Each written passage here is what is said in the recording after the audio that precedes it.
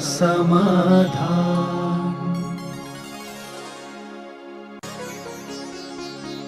नमोस्तु गुरुदेव। भगवान की दिव्य ध्वनि श्रवण करने के बाद भी क्या मिथ्यात्व रह सकता है? रह सकता है। ऐसा दो आचार्यों के मत है। एक आचार्य महाराज कहते हैं कि समोषण में सम्यक दृष्टि ही मात्र जाते हैं। पूज्यवरेती सब आचार्य महाराज ने दोनों मतों का संग्रह किया है कि सम्यक दृष्टि ही जाते हैं। मानस्तंभ के पास सम्यक दर्शन की स्थिति बनाई। और कई आचार्य कहते हैं कि जो अभव्य कूट है वहाँ तक मिथ्या दृष्टि जाता ही है। अभव्य जो जाता है वो जो सिद्ध को चारों तरफ श्री मंडप के चारों तरफ मंडप बने हुए हैं, स्तूप, उन स्तूपों के तेज को अभव्य सहन नहीं कर पाता। तो समोषण प्रवेश कर गया, मानस्तंभ भी प्रवेश कर गया, परकोटे प्रवेश, आखिरी परकोटे, आखिरी जो श्री मंडप आता है जहाँ 12 सभाएं हैं, वहाँ अभव्य नहीं जा सकता। यानी वहाँ तक तो मिथ्या दृष्टि जा ही रहा है। दूसरा मत का संग्रह किया है कि कई बार भगवान के दर्शन दिव्यति सुनने के बाद भी जीव मिथ्या दृष्टि बना रहता है। एक बात। दूसरी बात है, यदि मान लो सम्यक दर्शन हो भी गया तो समोषण से बाहर आकर मिथ्या दृष्टि हो सकता है। मान लो समोषण में गया हुआ जीव अर्ध पुद्गल परावर्तन काल तक भी भटक सकता है। समोषण से बाहर आके पुनः मिथ्या दृष्टि हो गया। तो इस प्रकार से मानना है। नमोस्तु गुरुदेव। जैन कुल में जन्म लेने के बाद भी लोग धर्म का मतलब नहीं समझ पाते हैं, तो उन्हें कैसे बताएं? तो देखो, वो समझना चाहें तो ही समझ सकते हैं। तीर्थंकर के कुल में जन्म लेने वाला मारीच धर्म को नहीं समझ पाया, 5 परमिष्टियों को नहीं समझ पाया, 5 परमिष्टियों के स्वरूप को नहीं समझ पाया। उसके दादा खुद पंच परमिष्टि में हैं, उसके दादा मुनि परमिष्टि में हैं, अरहंत परमिष्टि में बैठे हैं, तो भी वो नहीं समझ में पा रहा है। तो जब मारीच का पोता ही जैन कुल में जन्म लेने के बाद नहीं समझ पाया, तो अब ये तो उपादान की ऐसी निधत्त निकाचितता पड़ी रहती हैं। जो अच्छा क्षेत्र मिले, अच्छा काल मिले, अच्छा कुल मिले, अच्छी जाति मिले, सब कुछ अच्छा मिलने के बाद भी नहीं सींचता है, तो यही मानना चाहिए कि उसकी होनहार इस प्रकार की है। नमोस्तु गुरुदेव। आचार्य श्री किसी को बिना बताए बिहार करती हैं, तो उन्हें रास्ता कैसे पता चलता है? कौन बताता है? क्योंकि वो किसी से बात तो करते नहीं। ना तो कई बार भटक भी जाता है। खूब हुआ संग में कई बार। और कई बार जाना था 10 किलोमीटर, पहुंचे 35-40 किलोमीटर का चक्कर लगा के आए। फिर अभी कुंडलपुर से देख लो ना, हालांकि कुंडलपुर के रास्ते तो उनको पता था, बंधा वहाँ से मुश्किल से 15-20 किलोमीटर है, और आचार्य से चले गए। उनको मन आया कि इधर चलना है, बीच में मन पलटा, पूरा पहाड़ का चक्कर लगे, 40 किलोमीटर 45 किलोमीटर चले। और सामने बंधा था, बंधा जी, बंधा है ना, बंधा बांधकपुर, उससे मुश्किल से 15 किलोमीटर होगा, उससे ज्यादा नहीं होगा, है ना। हाँ। और इतना घूम गए। अब उस समय उनका बांधकपुर जाने का भाव नहीं हो, चल दिए। और बीच में मान आया तो घूमे, ऐसे घूम करके आए। और इसी का परिणाम तो है कि आचार्य जी का जहाज सीधा नहीं उतर पाता, वो कहीं से घूम घाम करके उतरता है, क्योंकि अब उनको पूछा है नहीं, स्वयं ज्ञान में है नहीं। अब बाद में पता चला अच्छा वो चीज इधर है, तो चलो घूमने। उसका एक मजा अलग है। मैंने एक बहुत पहले एक कविता लिखी थी, ज्ञानियों को मुझे भटकने में मजा आता है, भ्रमित होने का एक आनंद अलग है, मुझे गुमराह होने में मजा आता है। नमोस्तु गुरुदेव। गुरुदेव, कोई ऐसी प्रतिमा विराजमान करवाता है जो विश्व में कहीं नहीं है, तो उस श्रावक का पुण्य सामान्य प्रतिमा विराजमान करवाने जैसा होता है या उससे ज्यादा? कृपया समाधान करें। हमारे पुण्य का हिसाब किताब है। तुमने जो मूर्ति बैठा ली है उस मूर्ति कितने लोगों को आकर्षित कर पाएगी, कितने लोगों को धन्य कर पाएगी, कितने लोगों को सम्यक दर्शन का कारण बन पाएगी, ये निर्णय अपने आप कुदरत से बैठालते समय होता है। कई मूर्ति बैठालते देखते व्यक्ति अलौकिक रह जाता है, जैसे चांदखेड़ी के आदिनाथ भगवान चंद्रोदय के। ऐसी सोम मूर्ति है, ऐसी सोम मूर्ति बिल्कुल सादा सिंपल है, लेकिन उस मूर्ति के सामने बैठते ही एकदम व्यक्ति हतप्रभ हो जाता है। जब पहली बार मैं गया तो भगवान की मूर्ति देखते ही मैं स्तुति करना ही भूल गया, नमस्कार करना भूल गया, और मैं एकदम भगवान को देखते ही रहा। मैंने के बाद में सोचा, मैंने कि सही भक्तांबर पाठ में लिखा है कि यदि सही ढंग से भगवान का दर्शन करो तो हे भगवान आप दृष्टा भवंत मनिमेश, आप अनिमेश में अनिमेश देखते ही रह गया। सुनी थी मूर्ति की चर्चा, 2001 की घटना है, तो उस समय देख करके मूर्ति है वो ऐसी है, उस मूर्ति के सामने मन लगता है। कई मूर्तियों में ऐसा आकर्षण होता है, तो बराबर उसका भागीदार बैठालने वाला भी। इसलिए मूर्तियां बैठालना बड़ी, लेकिन मूर्ति सौम्य मूर्ति हो, चेहरा आकर देखते ही व्यक्ति के मन में लगा ओहो ओ वाह क्या छवि है, उसका प्रभाव बराबर पड़ता है। क्योंकि शास्त्रों के आधार में जिनसेन स्वामी ने प्रतिष्ठा पाठों में स्पष्ट उल्लेख किया, विद्रूप मूर्ति, वक्र मूर्ति, अधोगति मूर्ति, ऊर्ध्वगति मूर्ति, 16-17 पॉइंट दिए हैं। ऐसी मूर्तियां नुकसानदायक होती हैं। मान लो कहीं से भी कोई हीन अंग है, मान लो सीना पतला है, पेट दबा हुआ है, पेट अति विस्तृत है, पेट है, पूरे शरीर के अंग दिए और एक एक अंग का विकृत होने का फल भी उन्होंने दिया है। इससे सिद्ध है कि सौम्य मूर्ति ही बैठना चाहिए। आप लोग जयपुर जाते हो ठगे जाते हो, आप लोग सस्ता महंगा देखते हो, क्योंकि जो सस्ती मिल जाती है कई बार वहाँ कुचामन वगैरह में बनती है, बड़ी सस्ती मूर्ति बनती है। वो जयपुर में रोगे तो मान लीजिए 10 लाख में आएगी, वहाँ 1-1.25 लाख 1.5 लाख में मिल जाती है। अब कितना अंतर है फिर। और बनिया क्या सोचेगा, मूर्ति तो ये भी है, मूर्ति तो ये भी है, मूर्ति की परख नहीं होती। और आज मूर्तियों में बहुत धांधली चलती है, किसी को ज्ञान नहीं, पंडित प्रतिष्ठाचार्य नहीं, कुछ नहीं, सब नहीं जानते, सब जानते ही नहीं, वो तो कर देते प्रतिष्ठा। हमारे साथ यही ललितपुर में हुआ था, ऊपर सबको मालूम होगा, अपना 3 मूर्ति बैठाल दी। अब मैं पंडाल में था, यहाँ से जाने के बाद मैंने सोच लिया कि अब मैं पंडाल में 3 मूर्ति आई, तो हमने पंडित जी आप चले जाओ, आप देख लेना सही है कि नहीं। उन्होंने कहा सब ठीक है, मूर्ति बैठ गई। हम जब केवल ज्ञान कल्याणक के दिन सूर्य मंत्र देने आए तो हम हाथ पर रह गए कि अब क्या करूं। 4-3 कल्याणक जिनके हो चुके, अब इनका आगे का कर्ण पंचाणक नहीं करते हैं तो इतना बड़ा पंचाणक है, उसमें विघ्न नहीं आ जाए, कुछ नहीं हो जाए। 10-15 मिनट खड़े रहने के बाद हमने कहा कि अभी तो फिलहाल 20 पंचाणक में तो छोड़ना, तो अभी तो करो। सूर्य मंत्र दिया। फिर जब दोबारा मैं यहाँ आया तो सबसे पहले मैंने उन्हीं मूर्तियों का विसर्जन करके और अब नई मूर्ति बने। उन्हीं नई मूर्तियों का चमत्कार है कि ये मंदिर इतना तीर्थ के रूप में परिवर्तित हुआ।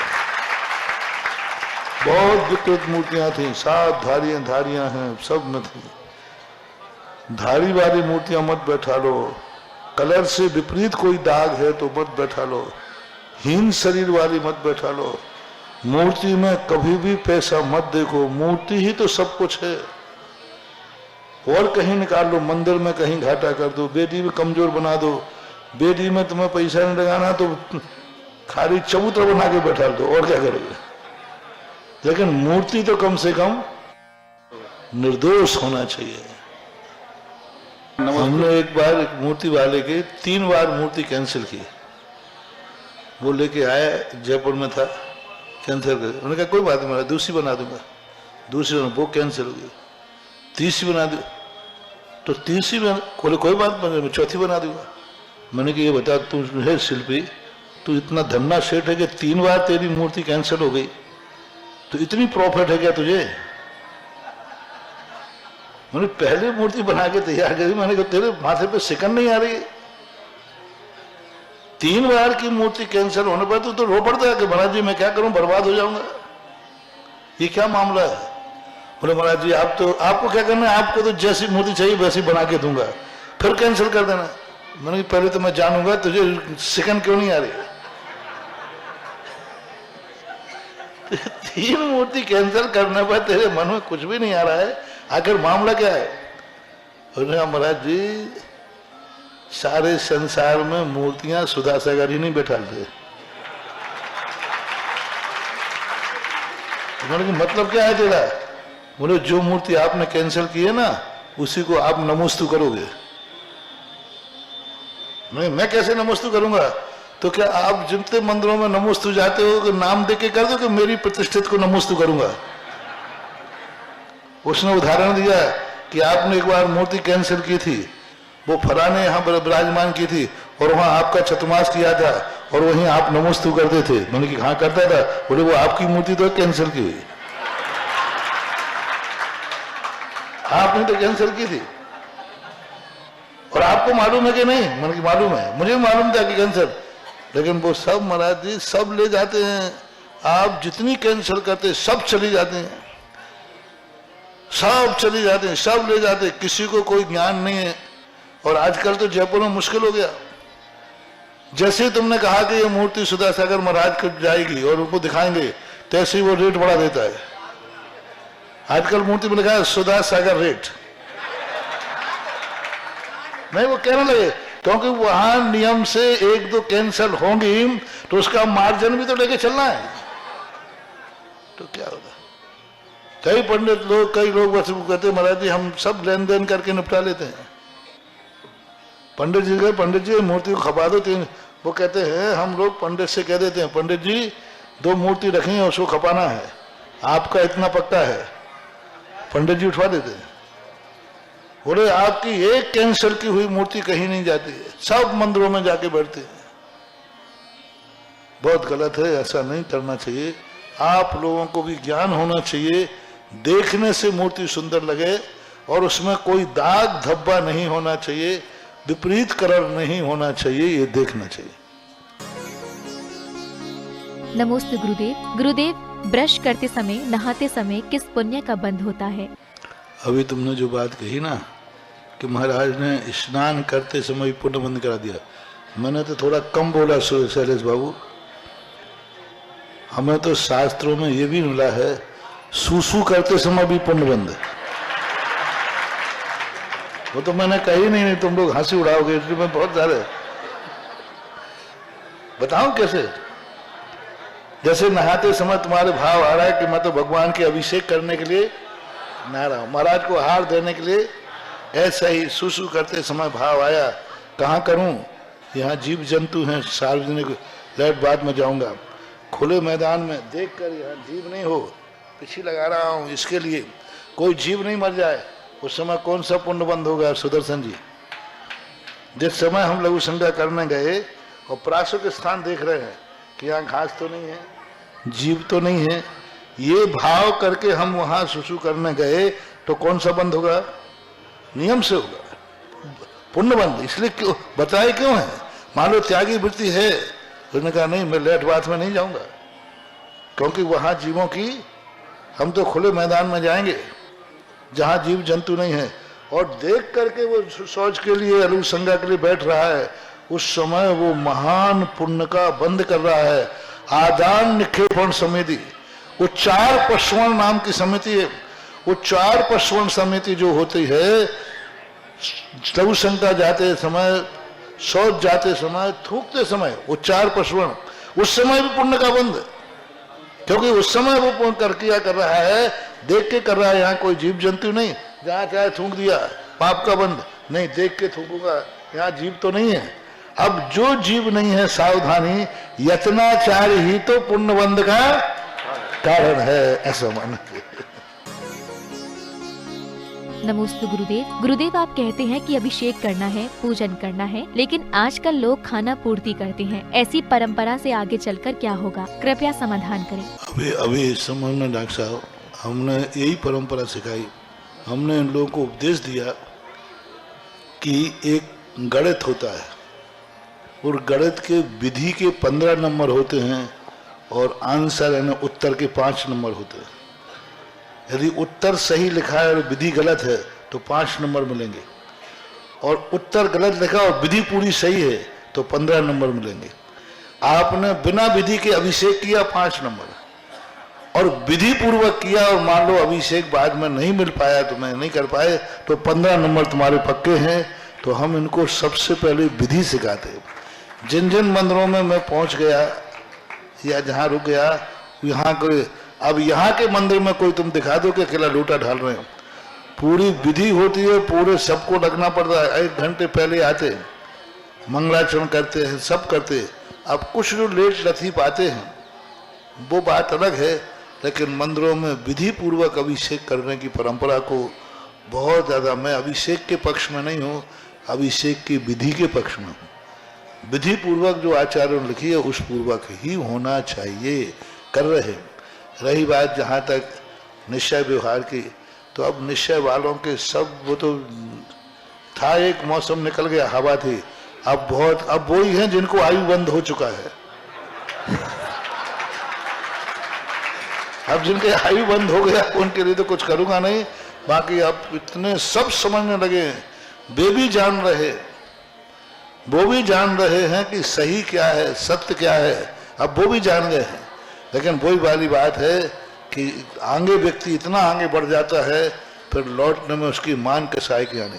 मेरे से स्पष्ट कहा निश्चय भाषियों ने कि महाराज अब मैं लौटूं कैसे, लाखों लोगों की समस्या का समाधान है, और मैं लौटूं, अब तो चाहे नरक जाऊं चाहे कहीं जाऊं, मैंने तो जो बढ़ गया हूं तो बढ़ गया हूं। तो वे ही लोग रह गए, बाकी सब जान रहे हैं, सब आना चाह रहे हैं। ऐसे ऐसे लोग चोरी छुपे मेरे पास आते हैं, यहाँ के निश्चयिया हैं, यहाँ नहीं आएंगे, जब हम बाहर जाएंगे तब आएंगे।